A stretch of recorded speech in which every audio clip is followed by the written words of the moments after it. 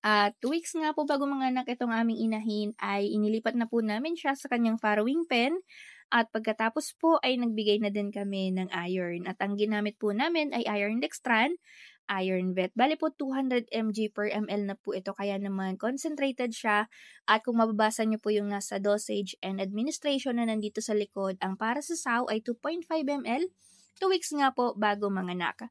At ito na nga po, sapat na yung dosage na ito para dito kay sow number 7. At kinaumagahan naman ay nagpurga na din po kami dito sa aming inahin. Ang ginamit po namin ay Levamisole Bulatigok. Bale, hindi po kayo mahihirapan magbigay nito kasi kailangan lang po ito ihalo sa inuming tubig ng ating mga inahin. Bale po 2 sachet yung aming ginamit para kay sow number 7.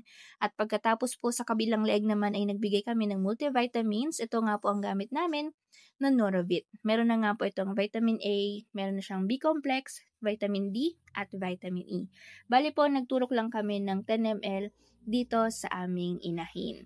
At ito na nga po yung pagbigay namin ng vitamins. Bali po, intramuscular injection ito through neck muscles po. At update ko kayo kapag nanganak na itong si sow number 6 at sow number 7.